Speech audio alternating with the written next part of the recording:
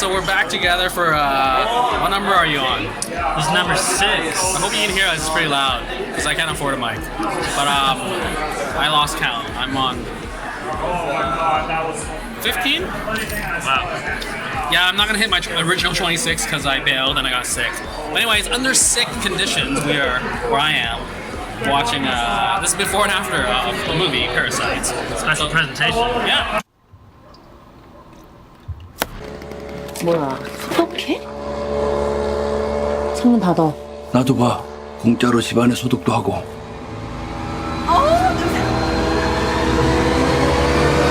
Directed by Bong Joon-ho, because I can pronounce Korean. The guy that brought you Snowpiercer, Memories of Murder, and Okja for those Netflix lovers, Oh, yeah. and The Host. The host? And I would do anything to get her back. I gotta know. Is Melanie in there?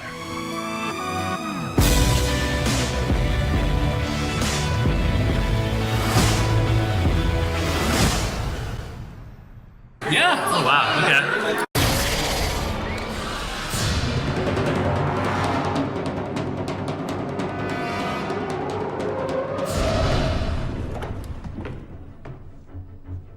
So there we go. So what are your expectations of No Expectations?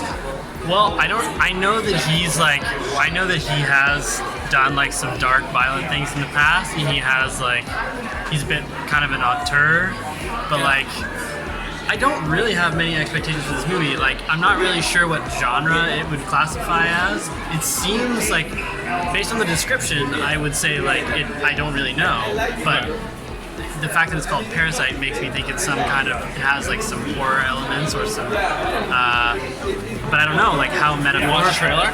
No. Good. I haven't watched it. Because I didn't watch the trailer either when I watched this. You know, like how metaphorical is the parasite that we're talking about? I know it's about a poor family kind of leeching onto a rich family, so in that way it's like a parasitic relationship, but like how much further does that metaphor go? That's what I guess that's what I'm expecting. I'm expecting him to take the metaphor and do some like weird twisty things with it. I have not seen any of his other movies. I've seen bits of Snowpiercer, but I have not seen the whole thing. But he's kind of blowing up now. Yeah. Like on this side of the world. So I'm hoping for, I don't know, this feels really hyped up to me because it's like it's sold out. I've been hearing about it. You've been talking about it for like months. So, and you've seen it already and you have the little smile on your face, like smirking. So. Well, I get to watch it twice for free, so that's nice. Yeah. I paid for it the first time. Yeah, so for me, I think I'm gonna look at more of like the layering and the setting up things more attentively. I don't know any of the actors, so I won't be focusing on like the performances or really. So I'll be looking more at like characterization and like plot. Yeah. So yeah, I'll be looking at that, and I'm looking forward to like getting to know his directing style a bit more because clearly he's gonna be making things that I want to see for the next like few decades. So Probably. yeah. I mean, I want to see his other films.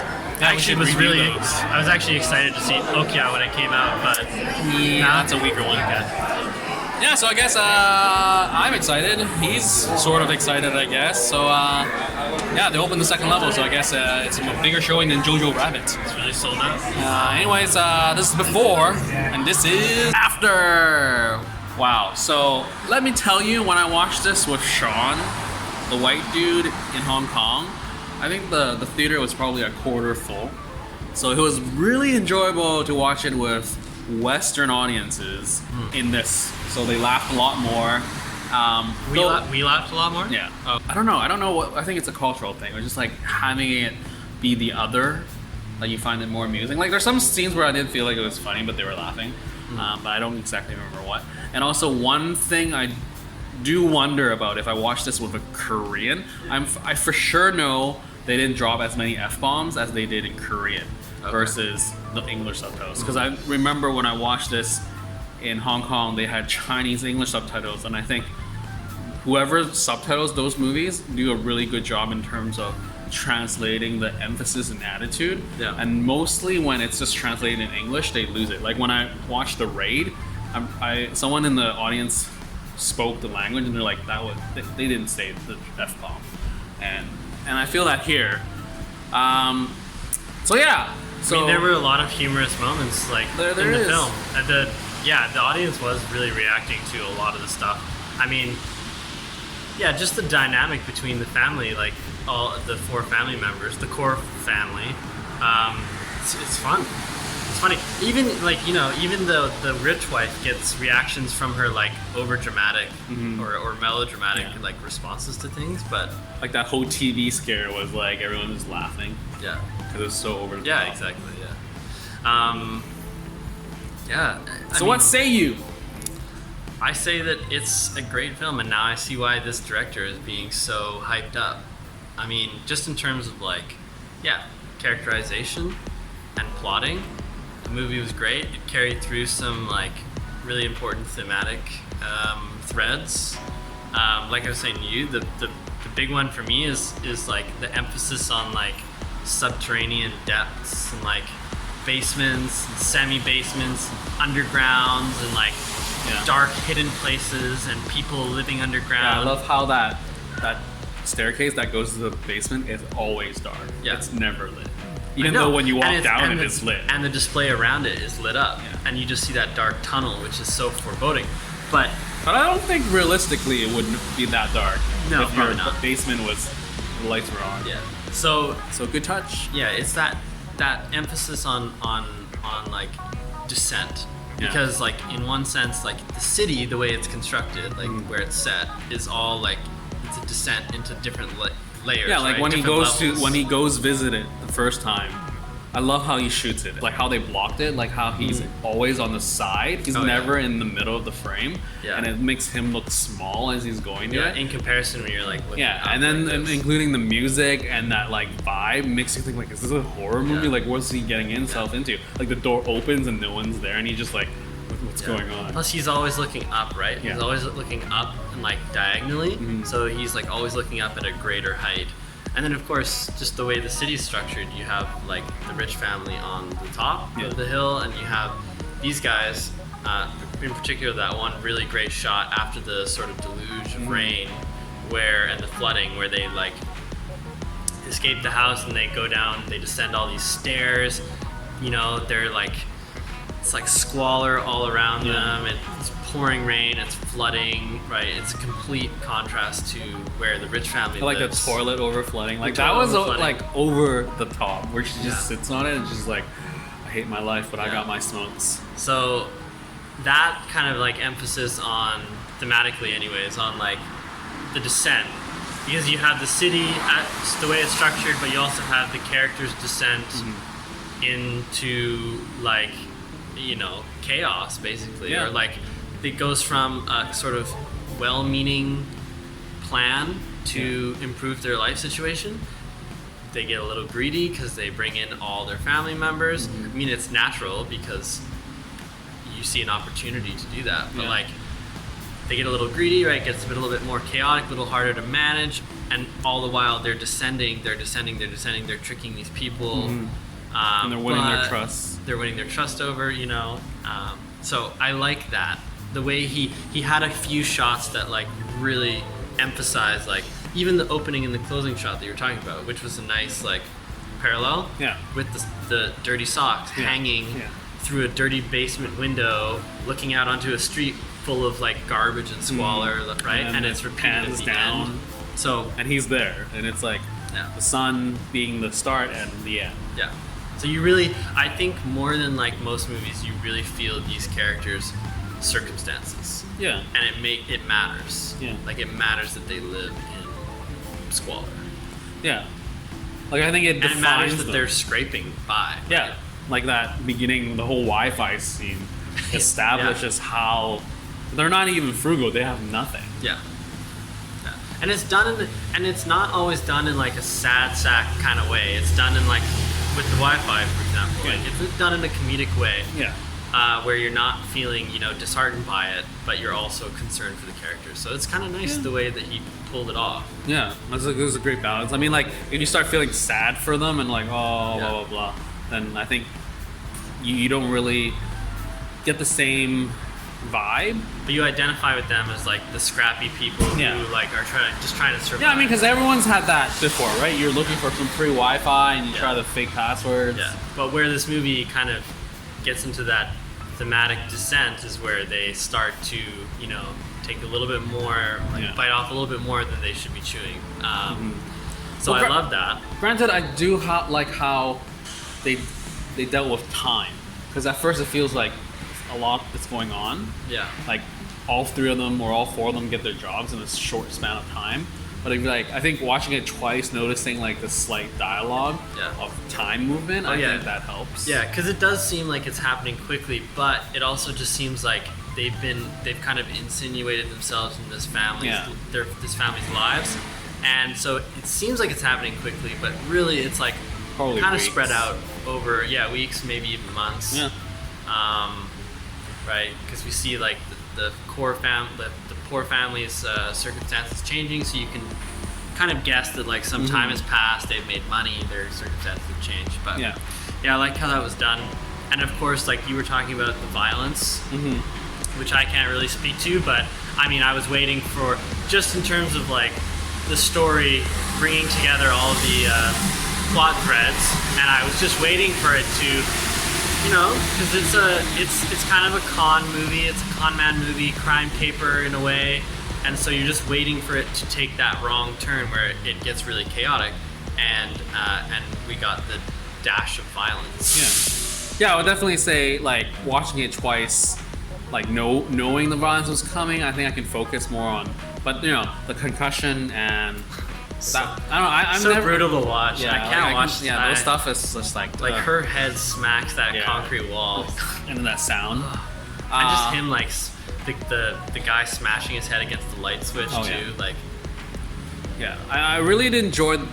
I think like in terms of the violence, it's. I think how he times it's very interesting in terms of like, you know, the first hit in the head was off screen, and then the second one was like he like set it up in terms of like you mentally can picture it, but yet he, like the first shot he comes up the stairs, he pulls him down and he's like on the floor and he lifts up the rock running up and you're like, oh no, it's gonna happen again. And I think like he did it the first time off screen, you would assume maybe again off screen again. Yeah. But yet it's like a pullback, and then the blocking is done so that you can see his whole body in comparison to like the rest of the room, and then him like just smoking him in the head. Yeah. And then you're saying like that subtle twitch, like that, and then going up and going on a stabbing spree. It makes me wonder how like Western audiences would take this, because I feel like using that is sort of like, whoa, that's so jarring. And it was a little nauseating. Yeah. It was like, oh god. And then the stabbing happens. I really thought he was gonna go crazy with the stabbing. Like just cut everybody. Yeah, like I actually didn't think he was gonna wait to go specifically after Chung Suk, but yeah. The violence was a little unsettling, but which was another thing that I really enjoyed. Right. I just like, because most of the movie is such a normal ride. There's not really like a ton of like ups and downs. Yeah. It's pretty like a natural progression, but then boom, it hits that. Yeah, once they let the old housekeeper back in the house, that's when it starts going down. To go down, right? Another descent. Yeah, it's good. And I love that recurring line. That's like, oh, that's so metaphorical. There's really like, there's a lot in the movie that applies to that. I also like the wealth stone, how that was carried through from the beginning to the end, and then it becomes a murder weapon. And you know, because there's that line that Ki Woo has where he says, keeps like, following me. I'm clinging onto it, but like it keeps following me. And that's, you know, like, because the Wellstone is like, it's also a symbol of like opportunity. And he's trying to hold on to this opportunity as long as he possibly can. He doesn't want to let it go. And then that opportunity comes to bite him back, or hit him in the head, literally. So. And I think like when he goes to the house garden party, that's when his like psyche also descends. Like he doesn't respond well to the daughter. He's just thinking about it. He's just not even himself. He's like a totally different character. And it's just him like sort of like, I guess, really hitting a wall, realizing like, wow, my life is shit, and they have it so well, and I'm gonna, you know, save this by killing the guy. Yeah. But yet it's like you were saying how like when things goes wrong, it's like all these like little things, but it makes sense. It's not like far-fetched, like, oh come on, that's so BS. But it's more like, yep, when you're eavesdropping, you screw up, you're straining a little bit, and all three of you come down. But or when he drops the rock. Yeah. But ultimately what I like about this movie is that it really emphasizes how, like, if you have such a wide economic gap, like what's being depicted in the movie, it just goes to show that, like, a family like this has to go to such extremes in order to improve their life situations. And even when they do, it goes wrong. Right? Or when they compare themselves, like, to the pizza cutter box, they're like, oh, like, I'll get that job, like, he's not worth it. Or when they fire the driver and they start like sort of, oh, he has a better job now, it's better. Or even when but even when they attain that status of like being sort of respectable and making money and helping this family out, right, there's still that motif of like, the smell, right? Like, like Mr. Park can't handle the rich husband and the rich wife can't handle the smell of the family, and they all carry that smell, right? It's the semi-basement smell. Yeah. So, or that one line where it's like, oh, they're nice but rich, but it's like, no, they're rich. nice because they're rich. Yeah. So I mean, the movie grapples with a lot of things, like even there's that line like when they're in the camp after the flooding, like Mr. Kim has those few lines about like, well, you love her though, I'm just paying you extra. Yeah, there's a lot. Those are hard-hitting words. Yeah. So the gap between rich and poor is quite like prominent in this movie. So I feel like it's not a surprise that it's being received so well after it's left Korea. Like I was telling you before, like I'm surprised people are like even mentioning, oh, it's like crossing international grounds and like people are connecting. I'm like, no, this is a rich-poor story of just how rich people are and how poor people are, and when life gets there, like, what are you gonna do? Yeah. I mean, overall, so it'll be interesting to see how you feel about the other films from the director, because I'd definitely say this is one of his most concise, like overall executed really well. It seems like he's really like coming into his own now. Yeah. Like if you go back and watch Okja, you'll be confused. And I feel like Okja was a misfire on that one. Well, I've always wanted to watch Snowpiercer, and now I'm a little bit more motivated to do so after seeing this film. But I totally get why this film is being applauded, and being praised. So it definitely makes me wonder if he'll get more backing in terms of like North American. So like as in like if he gets another North American cast, because with Snowpiercer I think he was tied because it's based off a comic and he can't really do too much. I felt that like he was Chris Evans was okay, but it's just like the directing was like visually it was fine, Snowpiercer, but I think the characters could have been a lot better. But anyways, let's not talk about that. But so there you go. This is my favorite film of the festival so far. Whoa. Yeah, even beating out Deerskin. But this was just like a technically superb film. Yeah, because it's like on so many levels. Yeah, you're really doing your work as a director, pulling off, giving all these actors and actresses the thing that they need. Like I think everyone did a good job. Like there's no one that was like useless or like, oh, they're phoning it in. Yeah. Even the kids were great. Just even the more subtle ones I feel like watching it again. Like when my first review, I did talk about like the rich mom and dad. Just watching it again, it's like just the writing, like because he wrote this himself too.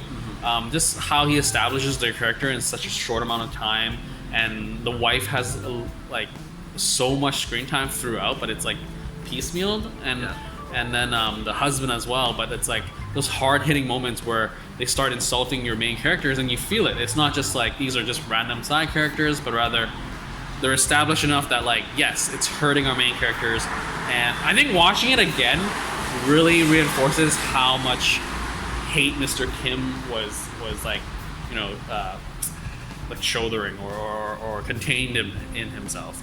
Because I feel the first time was like, whoa, so drastic. It definitely builds. Yeah. It builds in the movie. Yeah. It starts out as like kind of subtle, like, oh, okay, that's kind of an insult. Yeah, I don't really like that. Yeah. And then, you know, but you also have, and then see again, you have something paid off in the writing, where you have that nice scene with the family, right, when they're in the rich people's house while they're away on the camping trip, and you have that kind of fake fight between the mom and the dad, and where the mom's like, oh, you're a cockroach, you just scuttle away in a fight, and we see the complete opposite at the end of the movie, which is kind of a nice parallel. It That's a good one. because it builds from there, where you have those like close-ups on his face when he reacts to what Mr. Park and Mrs. Park are saying. It builds, and then at the end you get that payoff of like, no, I'm not scuttling. like stabs him. Yeah. So He did. yeah, great job. Great job with the movie. My favorite film of the fest so far, and I look forward to more work from Mr. Bong Mr. Bong Joon-ho. Yeah. I don't know. Anyways, so that's it. Glad you could make this, and so yeah, keep. It's a long one, so keep liking, keep watching, and subscribe and share, because sharing is caring. And that's it for this before and after for Parasite. Later.